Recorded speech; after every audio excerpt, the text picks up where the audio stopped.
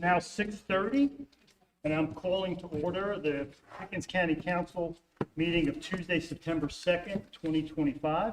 This meeting is being held to conform with the South Carolina Freedom of Information Act, as well as the council's organizational rules.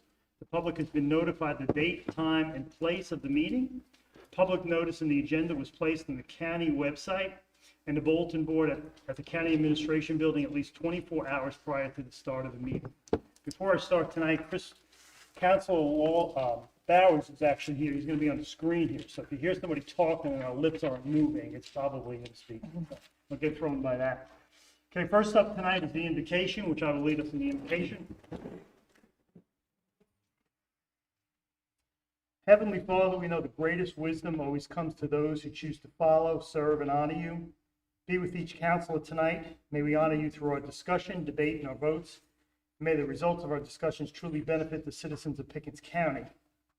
God bless our troops around the globe and stateside, as well as our law enforcement officers and first responders here in Pickens County. Yes. In particular, watch over the family of Dennis Ricks, the fallen police officer of Orangeburg County, South Carolina. In your loving name, Jesus, dear Lord, we pray. Amen. Amen. Next up is the Pledge of Allegiance. And tonight we have Mr. Ray Haskett. He's going to introduce us to an outstanding citizen of Pickens County. My pleasure to stand before you and introduce Charlie Hendricks. Charlie and I played football together in high school. You know, looking back, it was a monumental time. We were just kind of children, teenagers, but it was a monumental time, and I didn't realize the significance until I saw the movie Remember the Titans. Charlie's school was closed. I was a 10th grader, and I guess, Charlie, I was in 11th grade. And you're talking about a man. Now, Charlie was a great fullback, great running back, great blocking back. He gets a little confused. He was telling me that he was wide open. I didn't see him, and I didn't throw the ball at the time. But he helped me out at the end, said I finally got the ball to him. Charlie was always a very nice person. What I'd call steady Eddie. He never lost his temper. He never got mad. He always carried the torch for his family, for the team, and for the community. And I really appreciate that. I appreciate the service in the military, the service as a chaplain. His brother Floyd is here. His nickname was Flash. Charlie, I never did know what your nickname was. Floyd. Several guys that we all played. It was a fun time, and it was a hard time too. You know, Charlie had come, Bobby Kennedy assassinated, Martin Luther King. It was kind of a scary time too for teenagers. He is a real asset to Pickens County, Mr. Chairman.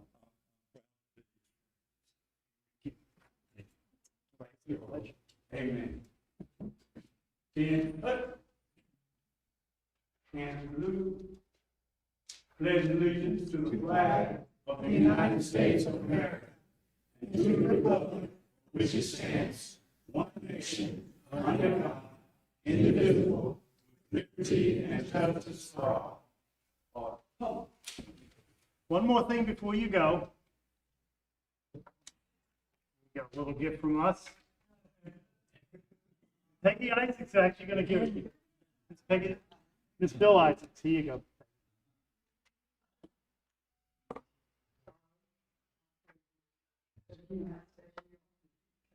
Yes. Ray, get in it. Picture.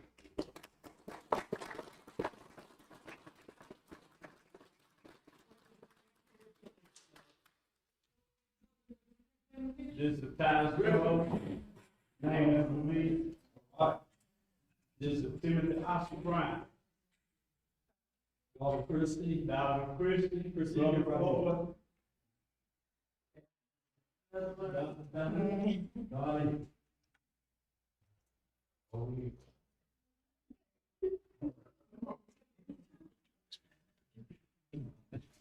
And my auntie, that's Mabel Clark. That's who we have raised me. See her. One more coming. Praise the Lord. Mississippi down there. Mississippi. Thank you very much. Thank you.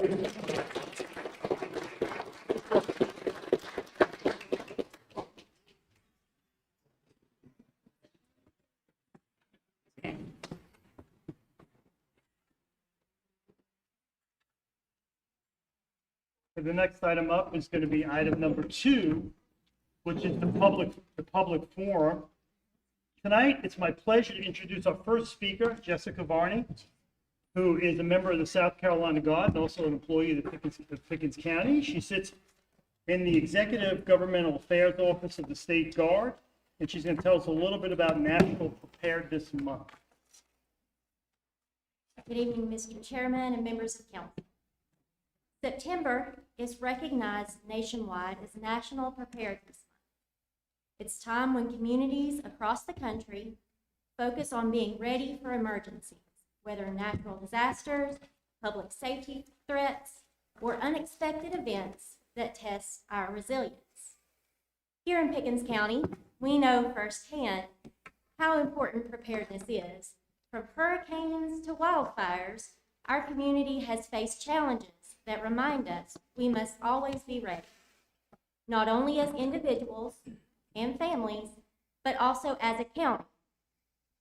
As a member of the South Carolina State Guard, I want to thank you for the role that you play in supporting preparedness. The State Guard has a proud history in our state, dating back to 1670. Today, we serve as an all-volunteer force under the authority of the governor. Unlike the National Guard, which can be called into federal service, the State Guard's mission is entirely here at home, supporting South Carolina and our local communities when we're needed most. We are citizen soldiers, your neighbors, co-workers, and friends, who volunteer our time and skills to help in disasters and strengthen community resilience. But our ability to serve effectively depends on strong partnerships with counties like Pickens and with leaders like you, who make readiness a priority. On behalf of the South Carolina State Guard, I am honored to present this certificate to Pickens County Council as a token of appreciation for your continued support and commitment to preparedness. Your leadership truly makes a difference, and we are grateful for your partnership. Thank you, and I will give this to the clerk to council.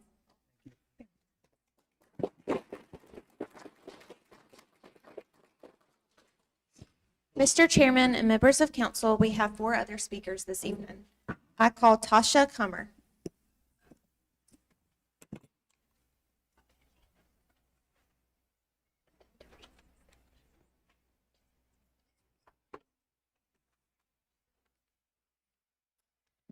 I'm speaking on behalf of Pickens Speedway and how we want to make it a historical site.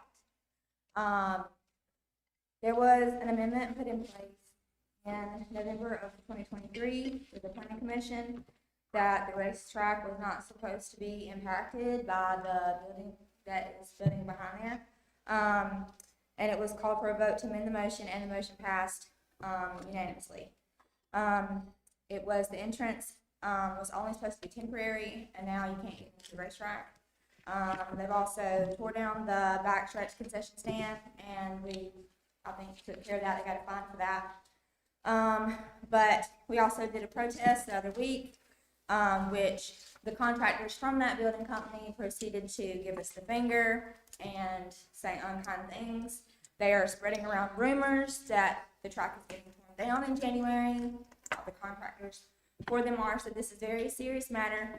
We've got over 1,700 signature petition going to make it a historical site.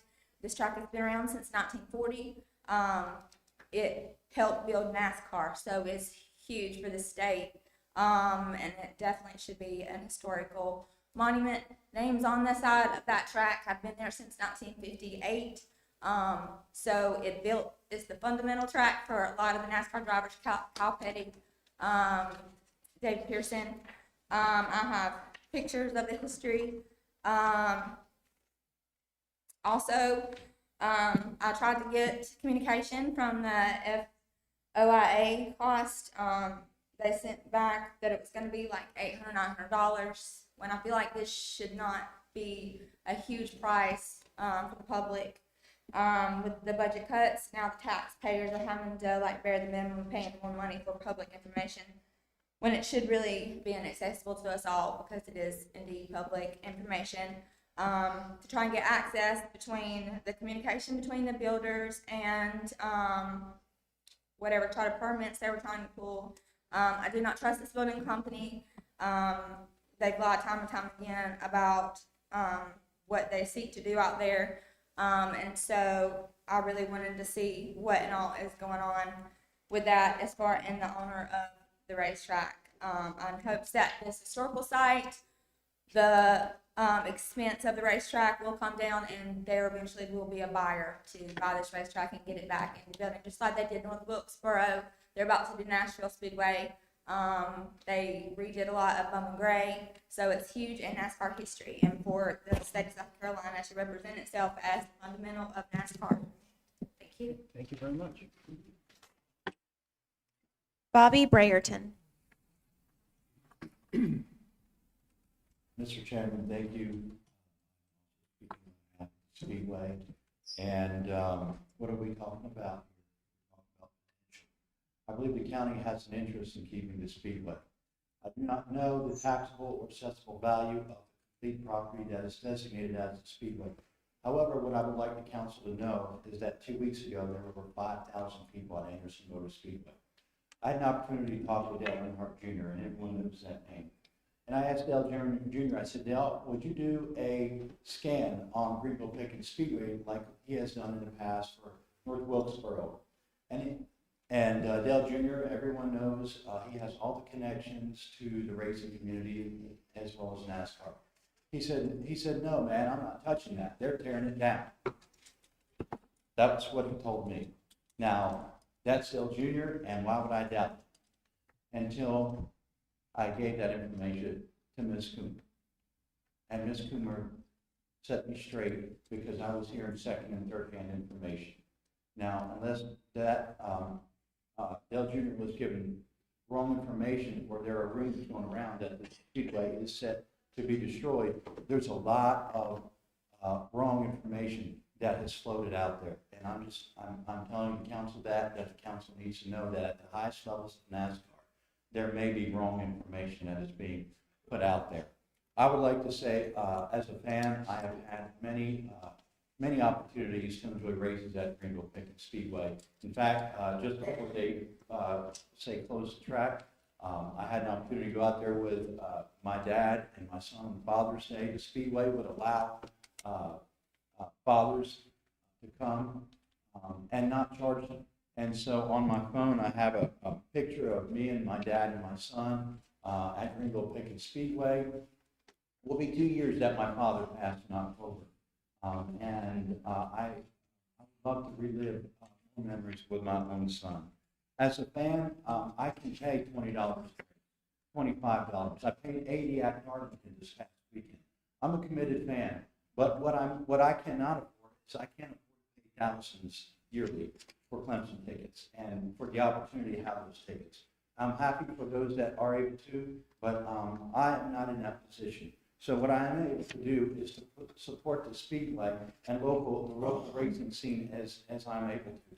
$20, $25 is reasonable. The car store to see Dale Jr. And again, 5,000 people were at that race. NASCAR is, and I believe NASCAR is partnered with North Carolina, and they have put up 15 million to redo North Wilkesboro. That track was left for dead 30 years ago. They have also, 30 million has been put up for Nashville Speedway.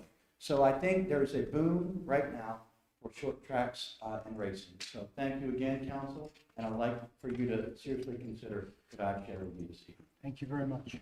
Brandon Langston.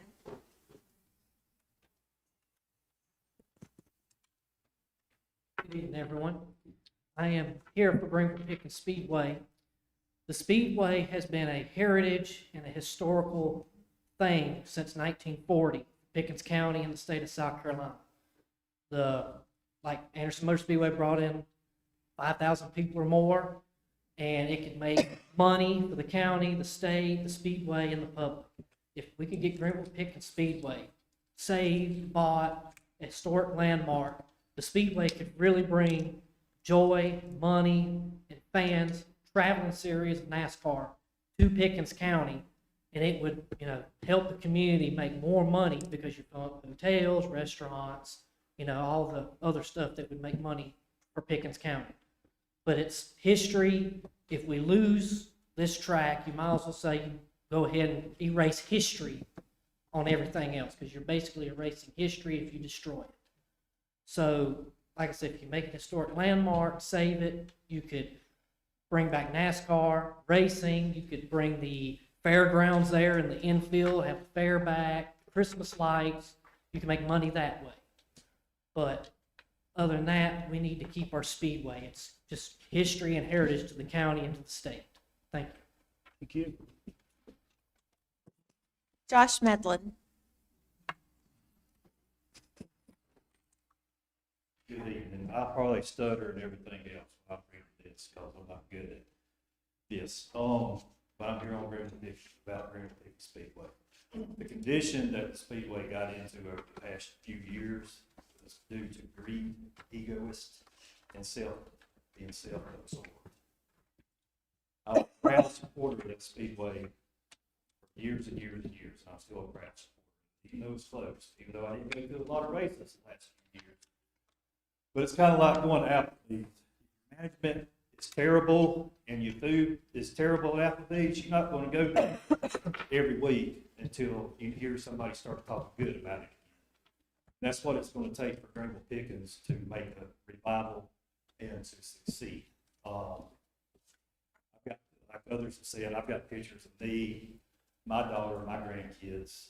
I've got a picture of my grandpa, my great-grandpa, Greenville Pickens Speedway. I don't know, I can't get the full details of what they've done, but they say race cars, so they say they owned or helped with a team or something in that nature. Had an uncle that raced motorcycles. As far as it being for sale, my personal opinion, I don't think it was for sale, even though there was a sign there in the front that everybody saw for $5.4 million.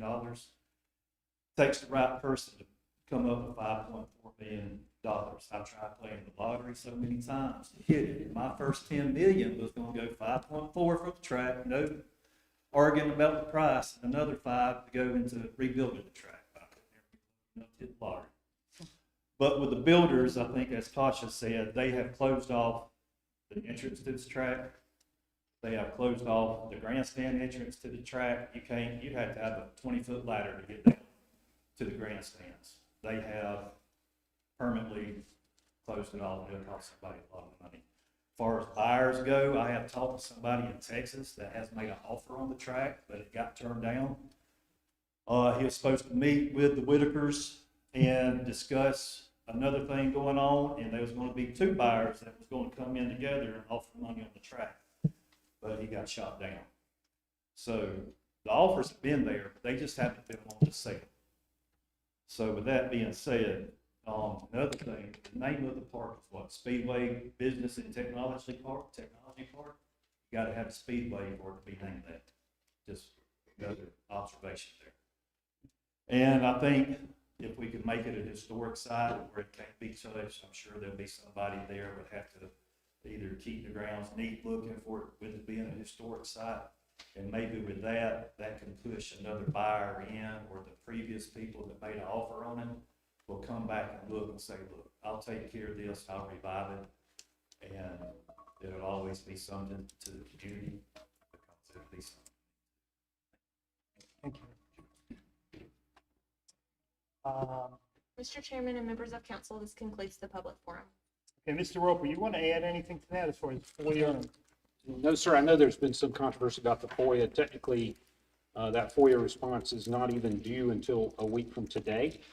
And also, we'll revisit the cost, but I think what happened is that the FOIA, as it was filed, is really broad. It asks for every correspondence, every email, every phone call, every note, I could read this thing, but the request itself is voluminous. And because of that, when we researched the cost necessary to respond, it would have taken a good bit of staff time to gather that information. So we're going to go back and look at that and see if there's a way that we can provide some of the information under FOIA that might address their concerns. But the bottom line answer, the answer that I gave within an hour of, I think you emailed me, Mr. Chairman, about it, is that there's no permit been asked for or granted to demolish the speedway at this time. That's not to say that there won't be one, but there hasn't been. Is the Speedway still for sale? I don't know whether the seller wants to sell or not. I don't have any information on that. All right. Thank you. Okay. All right, next item up is going to be item number 3, approval of minutes. I'm going to make a motion to approve the minutes of August 11th and August 18th. Do I hear a second on them? Second. Any discussion on it? These are the amended minutes, correct? Any discussion on that? Those in favor, raise your right hand. Those opposed, same sign. Passes unanimously. Okay, next item up is number 4. It's the administration's report. Administrator's report, Mr. Roper, you're up. Thank you. First, to explain why we're playing musical chairs a little bit. Very excited to welcome tonight Destiny Anderson Pratt, who's the new Pickens County Attorney. She's sitting here with Kim Wonder, who's been serving in the interim capacity as they do the handoff of various issues. So that's why you see us crowded up here. We're very excited.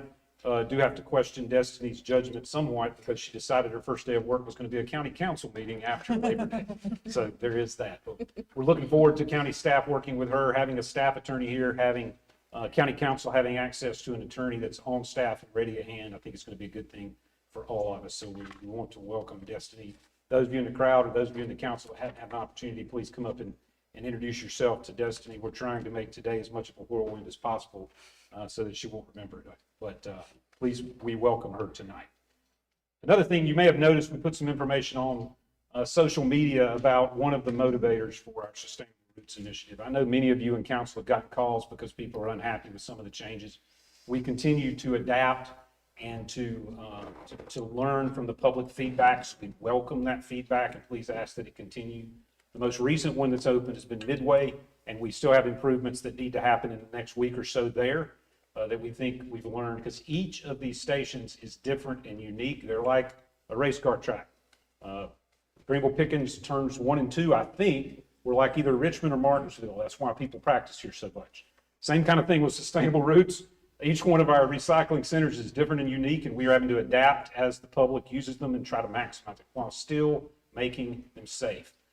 Who you see there is Jim Gillespie. I've known him since I was a little boy as Jimbo. He prefers Jim. But Jim Gillespie, who is the attendant that was struck by a vehicle, had to spend time in the hospital and go through a good long period of rehab. And that's what really led us to say, you know, we need to address the safety at these recycling centers. So we ask for people's patience as we adapt. Jimbo has gone through his hospitalization. He's received the treatment he needed. He's gone through rehab, and he has come back to work for us. So we were very heartened by that. But currently, Easley, the main center, which is confusingly called Easley, although it has a Liberty address, it's a unique system we have.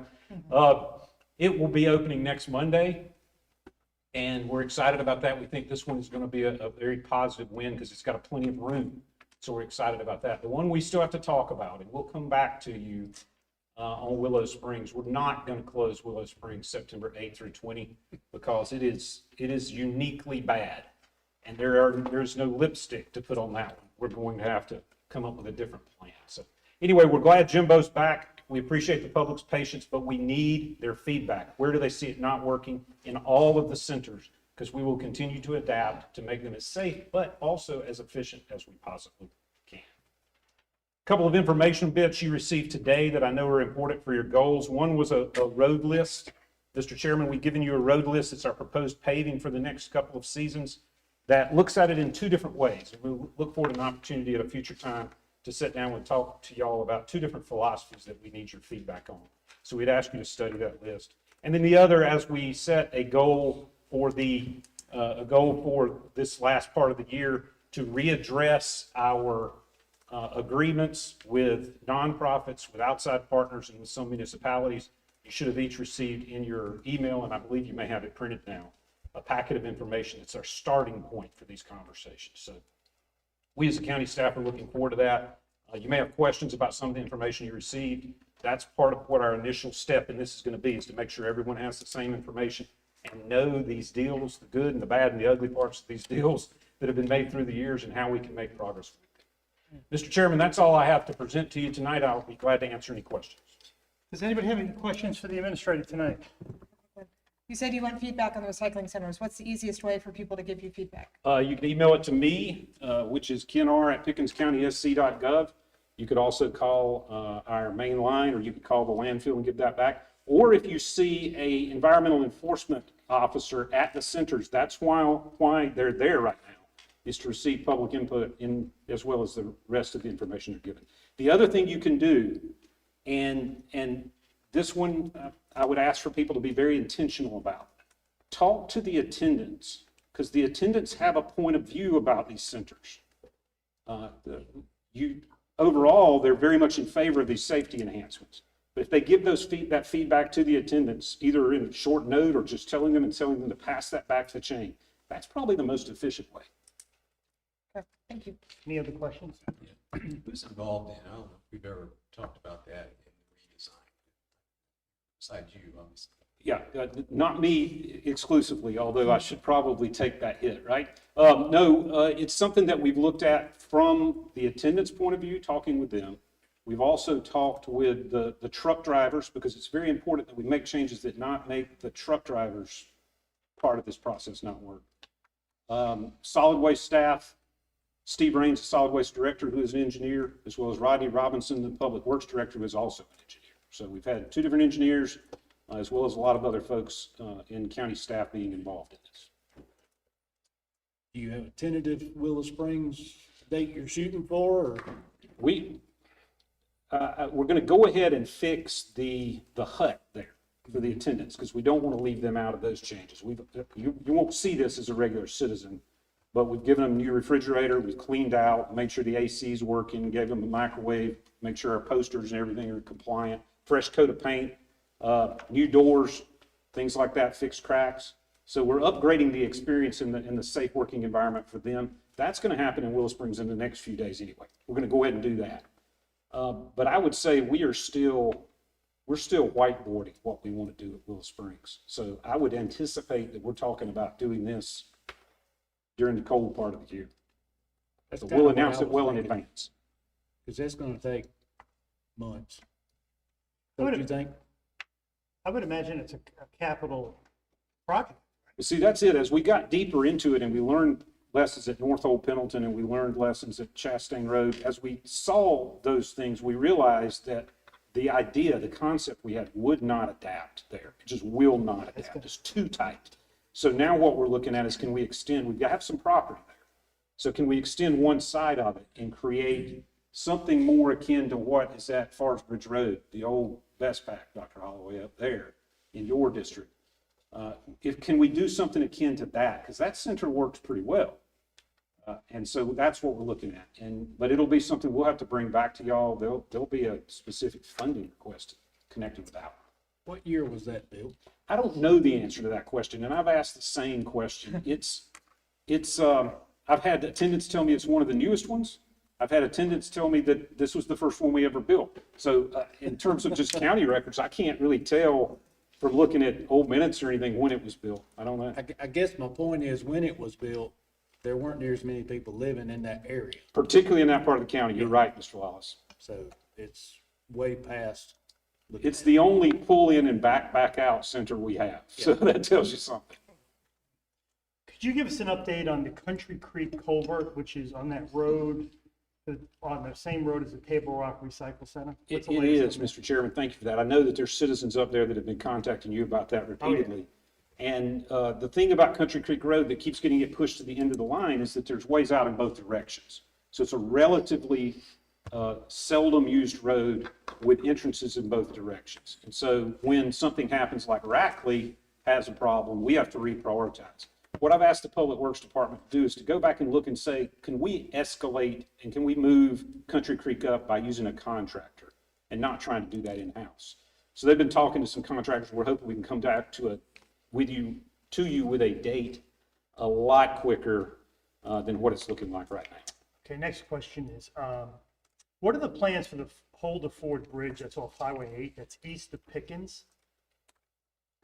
Yes, sir. Mr. Chairman, I know there are people, I know one listener that pays attention to the council meeting that feels very passionate about Holder Ford Road, the bridge there. But that bridge, the public investment in replacing that bridge, we're talking about $1 million road project for a stretch of road that is just a cut through for a handful of people. There are public roads that do a 90 degrees right there. It is not the county's plan to ever replace that bridge. It's just not needed. As a matter of fact, we know that DOT put out some information a few weeks back that was a substandard bridge. We reached out to them and told them, take that off your list. That's not a bridge we intend to repair. Yeah, what I did, well, the first thing when I was elected to council, I went through and knocked those doors because that was a hot issue at the time. And the people were split 50-50 on whether to replace the bridge or not. Some people were happy with the convenience of that bridge to get out to 8. That's right. Was it 8? 183, from 8 to 180. Some people liked that it was closed because it was a high-speed cut-through. Right. It's made the neighborhood a lot safer.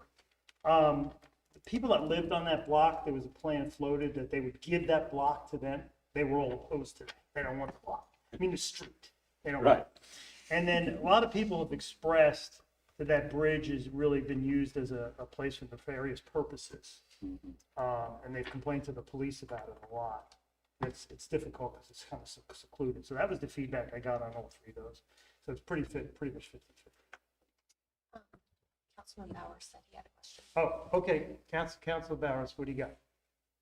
Thank you. Yes, I just wanted to ask, do we have an update on Rackley Lane here in Easley? So I'm looking at the Public Works Director and he's trying to figure out how to send me messages. We've asked, I know that they've done the hydrology work there and the culvert itself is in engineering or being poured? It's being poured. So we'll be able to get on that as soon as that's finished pouring and is cured, which is a 4 or 5 week process. But it's the next one we're doing. Thank you so much. I also have a Rackley Lane. Yes, the sir. Barricade. Yes, sir. I've asked them to go back out, and it might be a good opportunity for y'all to talk, because I'm serving as the middleman of this. I've asked Public Works, Roads and Bridges to go back out and look at the concern you have about the barricade. So Rodney, before you leave tonight, it might be a good idea for y'all to speak about this. Thank you. Any other? Lakeview Drive. Lakeview Drive. Been able to set a date yet? I don't know that we have a date set yet for Lakeview Drive, the neighborhood I grew up in, by the way. We don't have a date, but as soon as we have that, we'll get back to you. We're going to try to get all of the stakeholders together at one time so there's no passing the buck for those citizens. Any other questions? Was all of that from Helene? Holder Ford was years ago. That's when I was going through the list in my head. Holder Ford is an older issue. Everything else, the argument could be made it's from Helene. We're still finding these things where there was damage we couldn't see. Yeah. Any other questions for the administration? Item number 5 is going to be committee reports. We've got nothing to report tonight. Number 6 is council correspondence. Okay, on Monday, September 15th, I'd like to schedule a work session for up to 3 items. I know this is very boring. Sorry. The first item is going to be the second reading and discussion on the roads ordinance. This is an administration goal, so they're going to present to us on the 15th. Next item is going to be, we're going to have on the 15th, is reviewing the rules of the boards and commissions. This is a goal of the Council Lang. So he's going to present along with our clerk of court, Megan, clerk of council, Megan, and they're going to present the draft of the changes on the 15th. And then we got something for a third item to be named later. Now, one of the things I get a lot of questions on is who do I contact when I have a question? And I've talked to the administration about this, and I want to go through this real quick. If you have a firm grasp of your problem, what I would do is go directly to the department. Try to go to them directly. You go to the county website, it's called pickenscountysc.gov. Go to the department tab, click the department name. You'll have the director's name and his phone. Call him directly. If you're not sure who to go to, dial the administrator's office. It's 864-898-5844. Option 3, then option 2. And then Jessica Varney will likely pick up, and she'll direct you where to go. Now, if you're not satisfied with the answers you're getting there, go to your council. And what I would do is go to pickenscountysc.gov, go to the government, the government tab, county council, scroll down, you'll see our pictures, you'll see our information, you'll see our biographies now that Megan added for all of us. Call them directly. Sit down with your councilman. Here's my problem. Here's the information I want. They'll tell you if it's too much information, it's going to cost you a fortune. They'll say that's enough. You know, things like that. I've been in your space, your seat 100 times, way back when. And then the next thing, if you want a quick face-to-face with somebody, the best thing I would do is this, is I would come to these meetings, usually 15, 20 minutes before most of us are here, pull the person aside, ask a question, give contact information. After the meeting and before executive session, we usually hang around for about 10 minutes. It's a good time to get a hold of us as well. And then also about 15 minutes before the meeting, the county administrator is always here and he's sitting there. Just go ask him your question. Tell them what you want to say. That's the best way to get a hold of people, in my opinion. Now, are there any other council announcements? Next item up is number 7, motions for new business. Do I hear any new business? Going once, twice, 3 times. Okay. Item number 8 is ordinances for first reading. So item 8A is a first reading of an ordinance providing for amendments to the county road system. This is a goal of the administration, so Mr. Roper is going to present. Thank you, Mr. Chairman. The first section that we have on this that came through the work session the other night was section 19.35, which basically takes the Anderson County definition to approach trash in yards. So this would, the effect of this is Actually, no, you're talking about trash. I think we're talking about the road ordinance. Oh, road ordinance. I apologize. I'm a step ahead for the first time in my life. Thank you. No, this ordinance has almost nothing to do with trash. But the road ordinance, this is something that the county has worked on for a couple of years now. Thank you, Mr. Chairman, to try to make our road ordinance more transparent. It's currently located in 2 different places with contradictory language. There's parts of the UDSO that address the road ordinance, and there's part of the underlying road ordinance that's different. And so it's frustrating and not transparent for folks looking to do development or to come to answers about the county roads. There's also issues about the minimum maintenance road program and some other things that need to be resolved in county ordinance. So we got all the way through a second reading in the last council, and that council sunset. So a new council comes on, rather than trying to get this council to accept those first 2 readings and accept a 3rd reading, we thought it wise to start the process from the beginning. All right, so I'm going to make a motion for first reading tonight on the road ordinance that's presented in the packet. At this point, it's just really skin and bones. It's got definitions and it's eliminating some redundancy. So do I hear a second? Second. Okay, any discussion? Councilor Bowers, anything from you? Can you hear me? I guess not. I guess no, nothing. Any discussion on the ordinance? First reading on the road ordinance. We're going to take this up on the 15th of September, and you're going to present. Yes, sir. Those in favor, raise your right hand. Those opposed, same sign. Passes unanimously. Okay, next item up is what you talked about. First reading of an ordinance for amendments related to unsafe property condition. And we're going to go one item at a time on this because there's 3 different items here, and we had different votes on all 3 of them. So I want to just go one item at a time so that each councilor has a choice to vote yes or no independently of the next item. Gives you some flexibility. So the first item up, and Mr. Roper, you're going to tell us about the draft of section 19-35, which is the household trash definition. Yes, sir, Mr. Chairman. The Pickens County Road Ordinance, that's a joke. Section 19-35 basically takes, as I said, the Anderson County definition of trash in order to have that separated from junk from that conversation, and instead makes it that separate household trash from junk in yards, and to give us an enforcement mechanism for people that are just throwing their trash in their yard. And so that's the idea of that section. Okay, so to start the discussion on this, I'm going to make a motion to approve section 1935 as presented for first reading. Do I hear a second? Any discussion, Councilor Bowers? Yeah.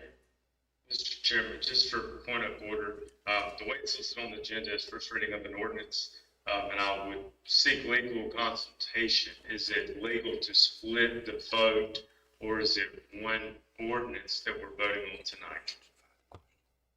I don't know. Why don't we ask? What do you think? Chairman, council members, I think it would be appropriate. It's along the lines of a motion to divide the question. You're dividing the question of the ordinance receiving first reading into 3 separate subtopics. Yeah, because that's how we voted on it. Okay, so that's the motion. Was the second? Any discussion? So we're going to vote separately on this. Does anybody have any questions about this? This passed 5-1 in the work session. It was the definition of household trash. We don't need to do a substitute motion to split the vote before we can proceed with this. Is that, we do? What do you mean? I don't understand. Procedurally, you could, it would be appropriate if a member would want to raise a motion to divide the question. Oh, okay. So I'll make a motion to do that. Do I hear a second? Second. Okay. Any discussion on that?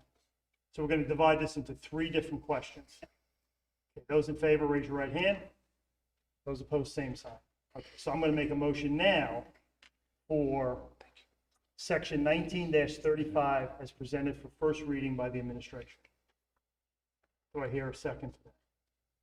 Second. All right, any discussion on that? This is changing the definition of trash? Is that? So differentiating it from just junk, and we follow the Anderson County model on that. Ms. Fowler could probably speak with more detail. Defining trash. Yeah, because the way the ordinance reads now is you have a definition with junk. And junk is generally scrap items. And inside junk is the word trash, one word. So what we're doing is we're taking that word trash and giving it its own definition, recognizing 3 separate entities: trash, construction debris, and junk, which is scrap items. That's all that's doing, is dividing that. It's not changing the enforcement, because all the stuff's in the ordinance already. It's just making it clearer for the officers and the public.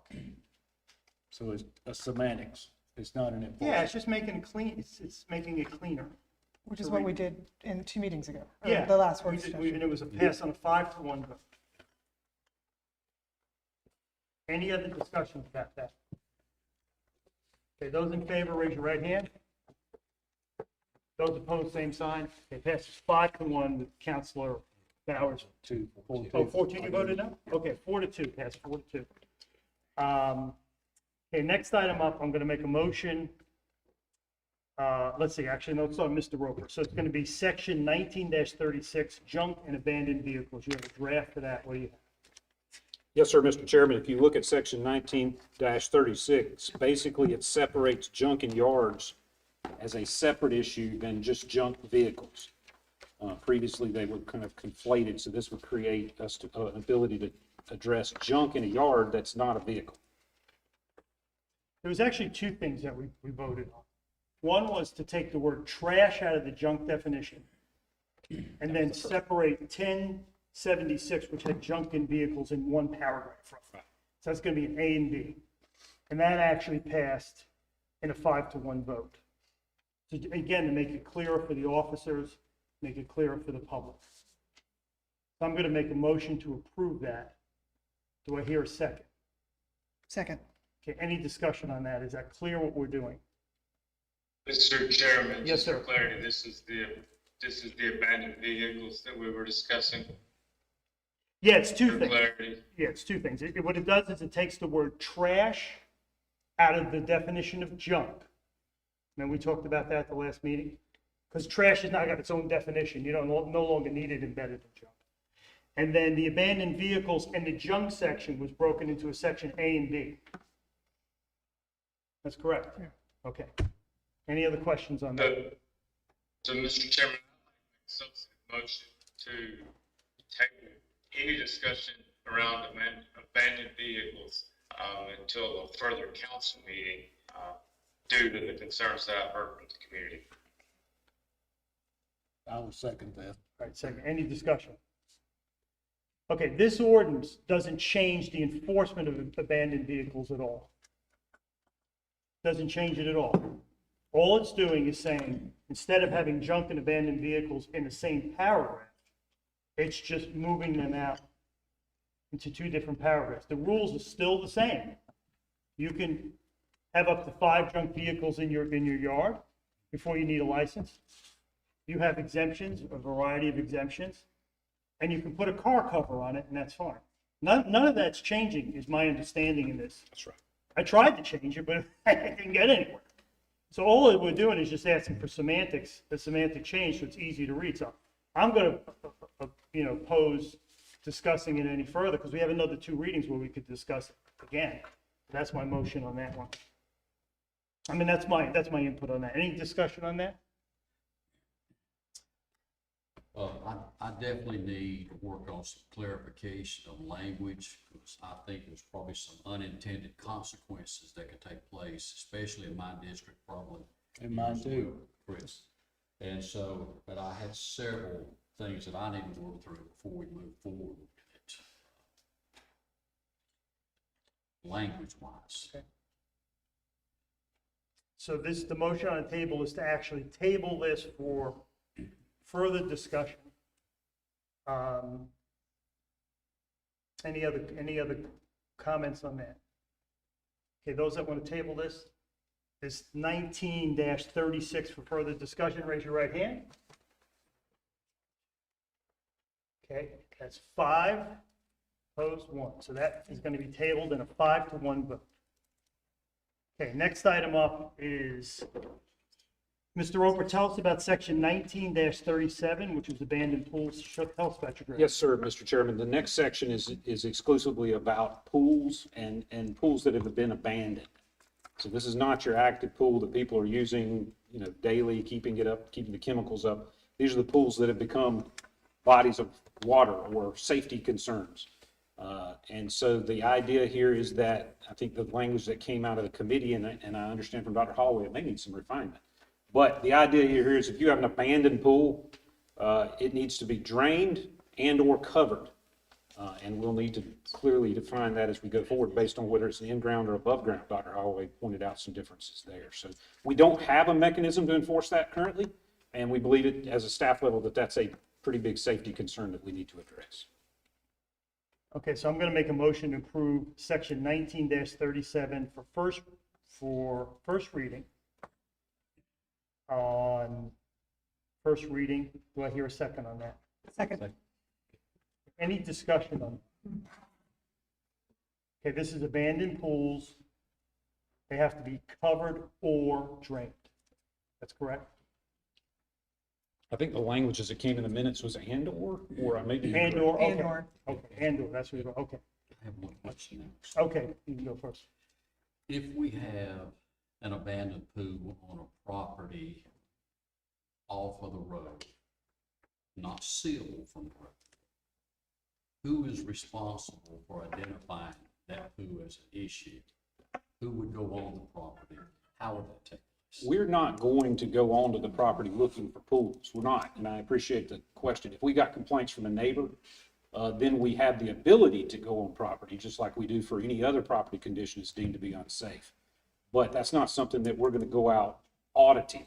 That's just not what we have the staff, frankly, to do. Instead, we're going to be reactive to complaints from the public if they notice odors or mosquitoes or things like that.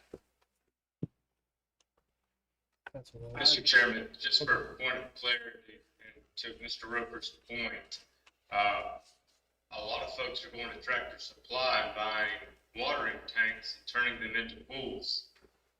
Is this going to have an effect on ag, or is there an exemption for ag in this ordinance?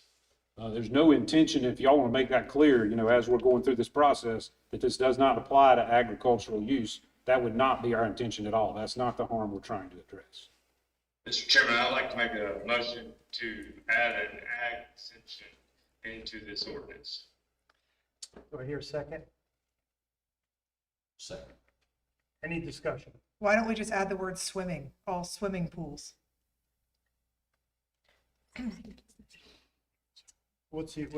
Because then we're clearing out their people, if you're keeping your pools for livestock or for anything else, you wouldn't call it a swimming pool. It's not a swimming pool. I just thought it was cleaner to make an ag exemption.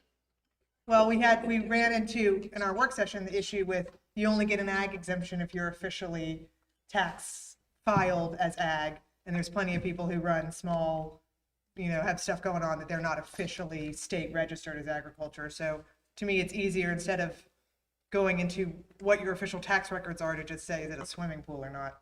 Sounds simpler to me, but. Mr. Chairman, I'd like to change the motion to just change the word to swimming pool and not ag.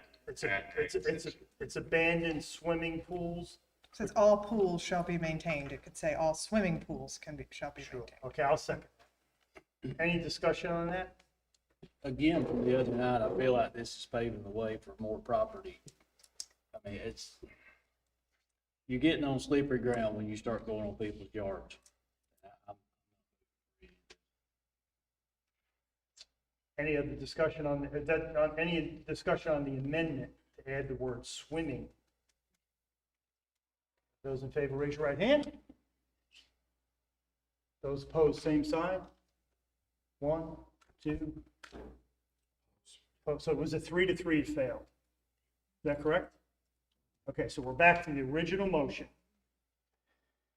Okay, back to abandoned pools. Need to be covered or drained. Do we have any more discussion on that? I think, Councilor Lawless, I completely understand what you're saying, and I know you've been very protective about county versus city, and we've talked about that here.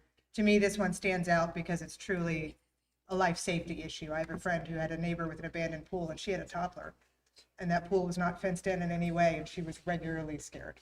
So while I respect that people can keep all sorts of different properties, to me, if you've got a unsafe pool, you are a life safety issue to a variety of things. So this is one where I think the county can step up. I understand what you're saying, but there's also a lot of other things that could be life safety issues in people's yards. Yeah. Any other discussion on that? Get back to the original motion. Those in favor, raise your right hand. Those opposed? 4-2. Okay, that fails 4-2. All right, so what we have going forward is the trash definition is going to go forward. The junk and abandoned vehicles, we're going to take that up on the September 15th. That's going to be a third item.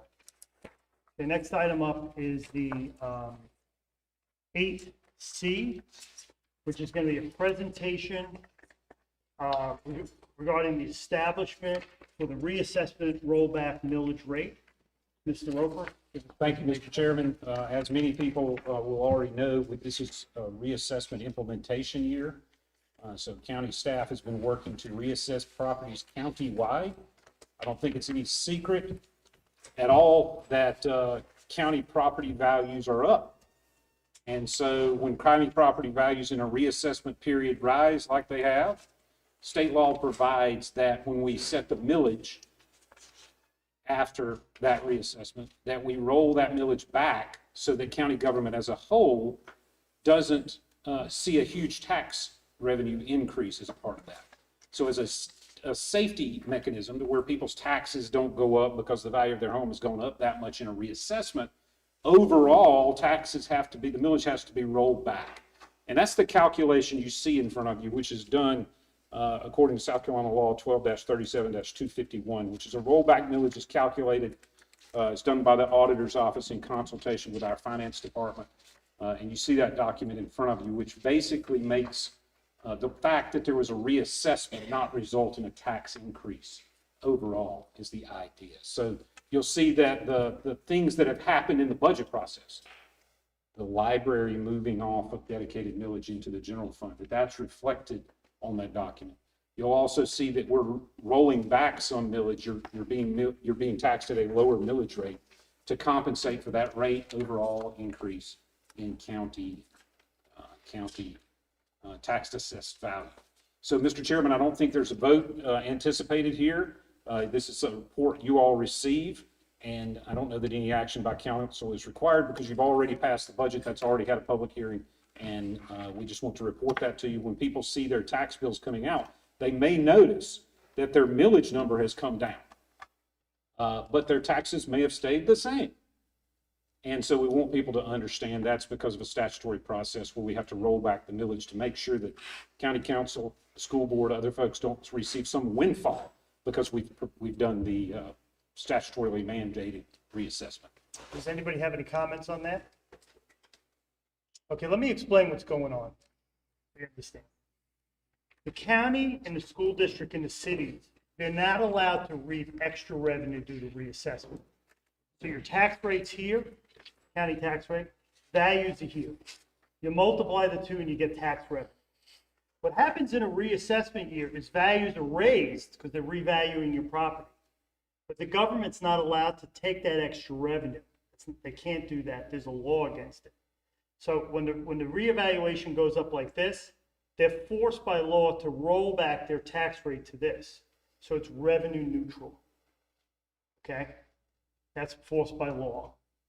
Now, the taxing entities are allowed revenue that year from one source, which is, well, maybe more than one source, but definitely from growth. So if new houses are added that year, they're entitled to that revenue, but not because your house was just raised in value. So that rollback will prohibit that. Now, there's a formula in the state law that the auditor has to follow when he calculates this rollback in the millage rate. And it's roughly taking last year's revenue, you divide it by the new assessed value less the growth, which the taxing entity could keep, and you get that lower millage rate. Now, this right here is the actual spreadsheet that the auditor used. We have 6 different tax rates in the county. And I looked at those numbers and I ran them through that state calculation. And what he's presented to us is accurate. Actually, one time in 2006, I actually caught a mistake when I was on the school board, so it's worth looking at. So those are all correct. So there's no vote, but I would just give you assurance that I believe he's calculated those correctly. Any other discussion on that? Okay, next item up is going to be when are the tax bills going out? October 1st? So still, we were meeting with the school board this morning, waiting on to finalize some of their numbers. The auditor tells me he'll be able to submit those to the printer because they're printed by a third party. And that'll happen before the end of this month. I think he said the 29th. So people see their tax bills coming out the first week or so of October is what they told us today. All right. So your value is going to be higher, but don't be alarmed because the rate's coming down too, proportionally. Okay, next item up is number 9, ordinance for second reading. We have none. Next item up is 10A. It's a public hearing and then a third reading on a fee in lieu tax incentive agreement with Project Exodus, which is Peabody Engineering. Now, Mr. Roper, what do you want to tell us about that first? Well, Mr. Chairman, this has been through 2 readings. It's an exciting economic development announcement that's coming from our Pickens County Commerce Park. And we're fortunate tonight to have with us seated next to Mr. Farley with Alliance Pickens, if you'd stand, Ray. Also, Mr. Mark Peabody with Peabody Engineering. Oh, both of you please stand. I'm sorry, I said that the wrong way. Mark Peabody with Peabody Engineering, just to give you a little context, Mr. Chairman and members of council.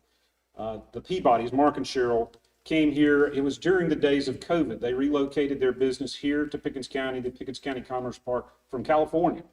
And their initial investment in our community was $5 million, and I believe they created 35 good paying jobs in our community.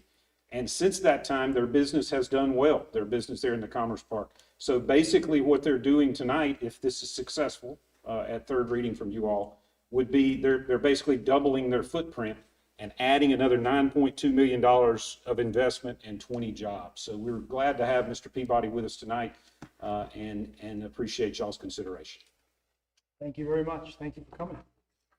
Okay, we've got 2 aspects tonight in this vote. One is a public hearing. So anybody that wants to get up to the podium and talk about this fee in lieu agreement with Peabody Engineering that the county is about to approve, you can do at the podium. So one, go once, twice, 3 times. Okay, public hearing on that's closed.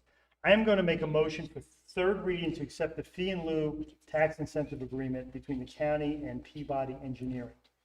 Do I hear a second? Second. Any discussion on that? Those in favor, raise your right hand.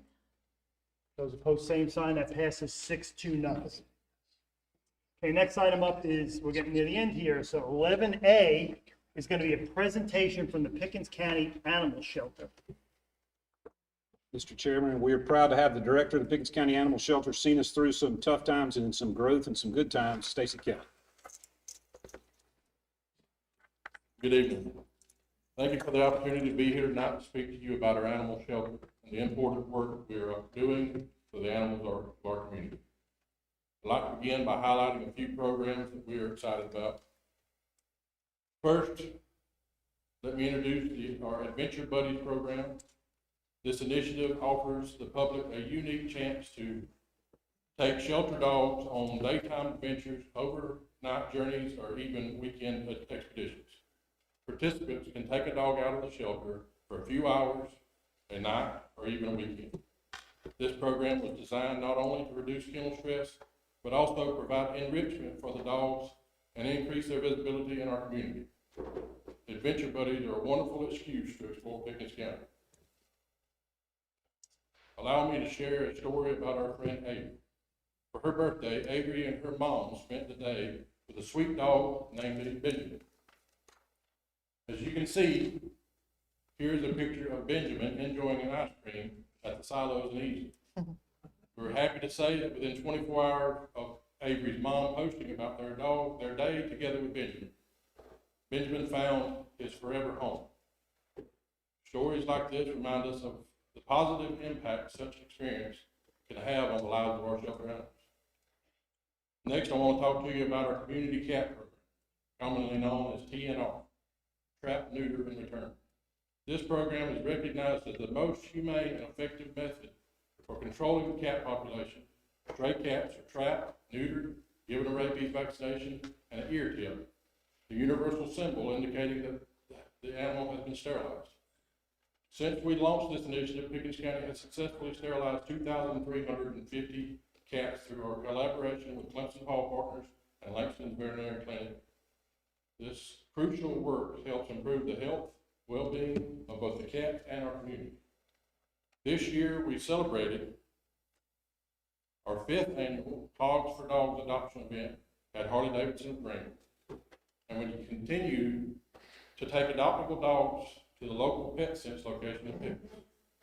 Just last Friday, we held an adoption event in collaboration with the Pickens County Library System, which brought even more awareness to our adoption efforts. To give you an overview of our current situation, the animal shelter has received 661 animals year to date, which is an increase of 174 animals compared to this same time last year, including 62 more strays and 115 additional animals seized by animal enforcement. So far, we have facilitated 168 adoptions and transferred 290 animals to our rescue partners, 181 more transfers than at this same time last year. We are proud to be working with over 30 rescue organizations up and down the East Coast to place these animals in loving homes. I'd like to take this opportunity to introduce a few of our shelter pets that are available for adoption. All of our adoptable dogs are fully vaccinated, spayed or neutered, and microchipped prior to the adoption. I'll start with Colette. Colette, a 4-year-old Brindle Hound mix. She is spayed, dog-friendly. She is heartworm positive, but with treatment, she'll be back to full zoomies in no time. Colette is a gentle girl, except at mealtime, when she prefers to dine alone. Although Colette is undergoing her heartworm treatment, you can pre-adopt her now. She'll be ready to go home 2 days after her final treatment. Then she just needs 30 days of low activity to fully recover. It's important to note, heartworms are not contagious dog to dog. They're only spread by mosquitoes, and they're easily preventable with heartworm prevention. We consult your veterinarian for more information. Next is Hunter, a 1-year-old 52-pound lab mix. He's the ultimate yes man. Down for dogs, cats, kids, toys, you name it. He has already mastered sit and has great manners. Basically, Hunter is the perfect family dog. Meet Cherry, a 9-year-old 55-pound spayed female that is living proof that vintage is better than brand new. This heartburn negative dog friendly girl knows sit and down. Has perfected the side eye and loves walks. Adopt Cherry and gain a best friend who's basically a warm weighted blanket. Meet Ty, a 4.5-year-old 65-pound German Shepherd. He is dog friendly, heartburn negative, knows sit, and has a certified 10-spot addiction. Titan does not share toys with other dogs, but he is perfectly fine with people handling them. Adopt Titan and upgrade your security system to your emotional support buddy. Last but not least, we have Carrie, 4 months old, 19 pounds, already stealing hearts like it's a full-time job. She's all wiggles, puppy cleanliness, and packed full of potential in a fun-sized frame. Basically, the main character of your next adventure. Come adopt Carrie today. In closing, I want to express my gratitude for your support, making our community a better place for both the furry friends and their future families, ensuring that every animal in our care has the chance for a happy life. Thank you once again for allowing me to share our show. Thank you. Does anybody have any questions about the animal shelter? Okay, thank you very much. Good job. Okay, next item up, we're getting to the end here, is item number 12, consent agenda, which is, we have none on that consent agenda. So item 13, I'm going to make a motion to adjourn this meeting as we are at the end of the agenda. Do I hear a second? Second. Okay, any discussion? Okay, the racetrack people, you've got Ray Farley here. He knows about the racetrack. You got Allison Fowler, she runs planning, sitting right here. She'll answer your questions, and the county administrator, as well as the rep that represents that area. Okay, those in favor, raise your right hand.